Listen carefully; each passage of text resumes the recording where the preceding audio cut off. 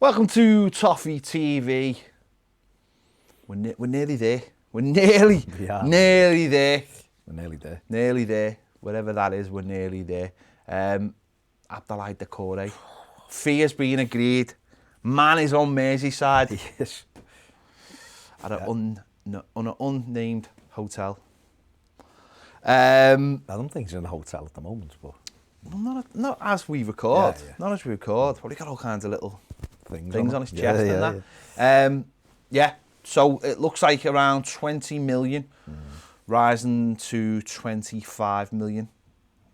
I don't know. If it goes well. If it goes well. I just want all these to rise, don't you? Whoever we sign, just rise no matter what. No matter. So yeah, could be another big one for Everton. Yeah, definitely. I mean, this is a transfer story for 2 years, really, isn't it? I mean, Marco Silva, the first season, we got him. Everton inquired about him, but it was still very, very raw at that time. Very unfriendly between Everton and Watford at the time, so there was really no chance of us getting him that summer. But last summer, Everton had 2 goes at it, didn't he? And I think a deal could have been done last summer, but Watford wanted... I think Everton offered 37, 38 million, and Watford were looking for 45. It just wasn't going to happen. And also, the time scale of the second bid. I think the second bid was like 3 days before the window. It wouldn't have given them any time, so it didn't happen then either. And then it went quiet, didn't it, obviously? You know, but it's reignited. Do you think that... You know, there's a lot of talk about, obviously, Marcel Brands and what he does and how managers maybe, you know, sometimes get what they want.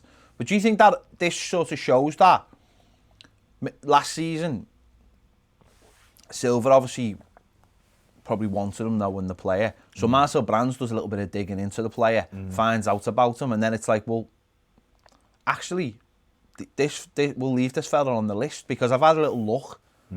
Because the other manager told me to have a little look, and now with the new manager, the perimeters are still very much in keeping with the player, and therefore we will go for him because obviously last summer it's an easy link to Watford player, ex-Watford manager. You know, you can put it all together, but now obviously with Ancelotti, it's slightly different, but that's what it feels like to me anyway.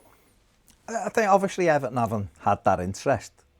It's an easier sell to Marcel Brands. I think it wouldn't surprise me if this has come from Duncan Ferguson and Carlo Ancelotti as well, this type of player, because the first thing, and I think that case then, when you then take that to Marcel Brands as well, it's an easier sell, isn't it? It's for him to then go, yeah, well, actually, we have tried to get this player for the last couple of seasons. Ancelotti, we've said it before, a month into his reign, spoke about needing energy and physicality in the midfield. Yeah. This is a player who, when we've come up against him at Watford, has been very, very difficult to play against. You know, he's just saying to you before we started the video, you know, the last 3 seasons, he's got 7 goals from midfield, 5 or 4. I think he's got 17 in 129 games for Watford from centre midfield. Everton don't have anybody in our midfield who scores goals. You know, and this is a centre midfield player that does get goals. So, I think it will have helped with the fact that Everton will have done some work with him to try and get him in. But he does fit into what the manager wants as well, and obviously that's the thing, isn't it? It's positive that the manager is being on Marcel Brands being very proactive. You know, as we sit here now, we're awaiting the announcement of a couple of signings.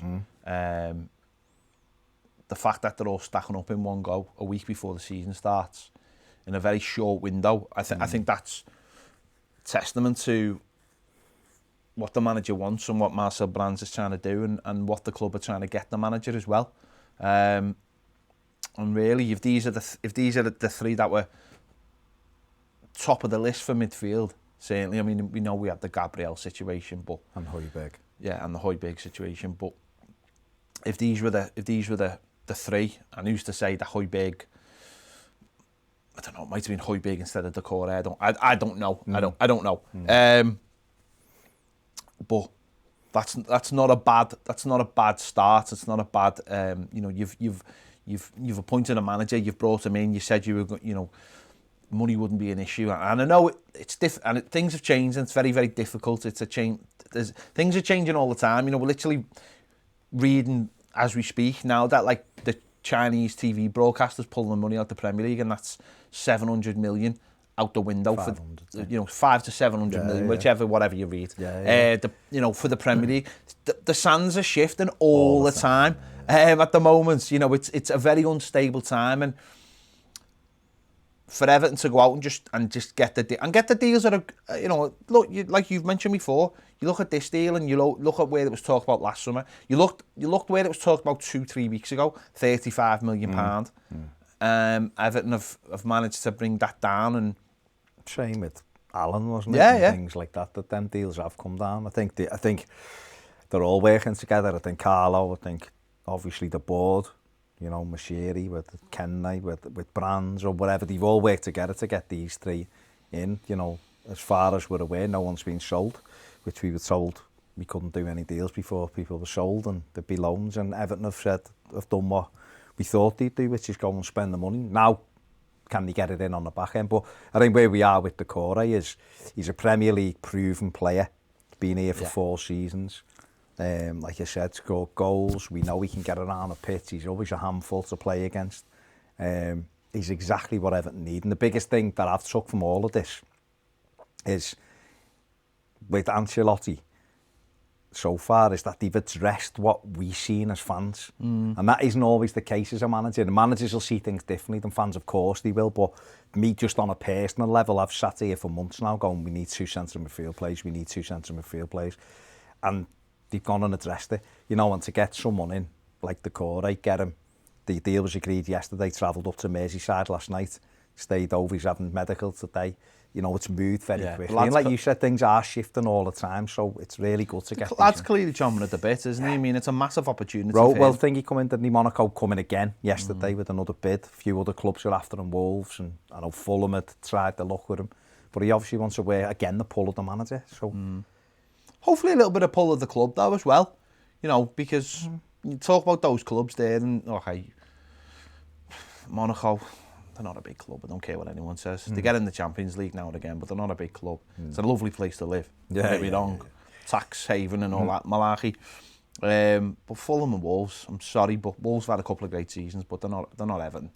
And he gets a chance to play for a really big club that are trying to go places. I know we say that probably every summer when we sign players, but we are trying to go players. And do you think just before I mean, do you like him as a player? Oh, I really like him. You asked me a couple of weeks ago who I wanted out of all these, and I said him because the simple fact was he's proven Premier League talent, and I think that's exactly what we need now.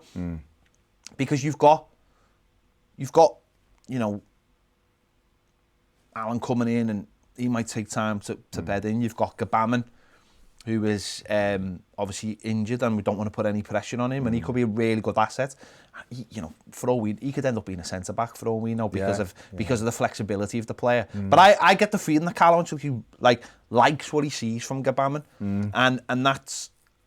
But you bring a player like this in, I think straight away he's a player who goes in on day one and he'll do a job, and he understands. He's gone from one Premier League club. Okay, he's gone down with Watford, but he's gone. You know, it's not the be and all end of going down. We've seen very recently a player win the league and the Champions League who went down. You know what I mean? So no one can say anything on that front.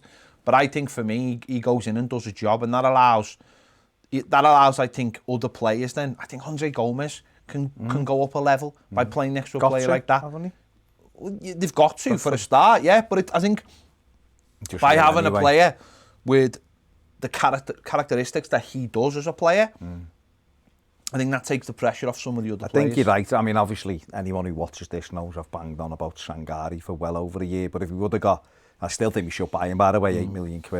But I think if we'd have got Sangari and Allen, and they were going to try and be our midfield parent, there's a few question marks just because neither of them have played in the Premier League, and you're having to bet in. This fella is a case. I think the more we get of people who you can go, don't have to worry about you coming in, you're going to do your job, you know, and then you integrate with players who aren't, because we're going to obviously James Rodriguez and Allen have got to get up to the speed of how quick the Premier League is and everything.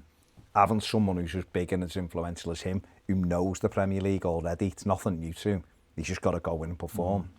takes the pressure off everybody. And like you say, if we can, what he gives you is flexibility to play 3 in midfield and have Gomez in there, and then that takes the weight off Gomez then, and maybe Gomez can get back to what we know Andre Gomez can do well. But if he, like I've just said, if he doesn't. The other thing as well, one more thing I'd say is, I know Gylfi Sigurdsson's is a divisive figure and a lot of people would be happy to see him leave the club. But the thing about it is, with having people who can get around the pitch as well, if he doesn't go anywhere, Sigurdsson, it almost means you could get maybe a little bit of a tune out of him occasionally as well. So I think he's someone I think who improves. He understands the position as well. Yeah. Well, he's played in a 4-4-2 at Exactly. Watford or a 4-3-3. So I think that's a big thing as well, understanding that role as well. So there you go. Hopefully, next 24 hours, which is said quite a lot, it'll get over the line and it'll be done. Well, I think, to be honest, I think what we're hearing is the club are hoping he may play some part on Saturday against Preston. So it would have, I mean, I know it's not like the Premier League, they've got to be signed by a certain time, but Everton will be open that his medical's sound and he can do a bit of training tomorrow. And then I know he's been training with Watford, so it'd be nice to see him in an Everton shirt at the weekend, wouldn't it? So fingers crossed that'll happen. Yeah, hopefully that'll be it. There you go. So hopefully we'll get 3 announcements in the next 24, 48 hours before that final pre-season game on Saturday at home to Preston, where you can watch it obviously via Everton's stream on the website. So it'd be lovely if we could have those 3 players involved. So there you go. Let us know your thoughts in the comments on this one. Are you excited by the 3 signings? Let us know. Give this video a like, subscribe if you haven't already, and if you want to join us on Patreon, we'll be having a chat about this later on Patreon on our live show with the viewers. If you want to do that, the link is in the description as well for that. See you later.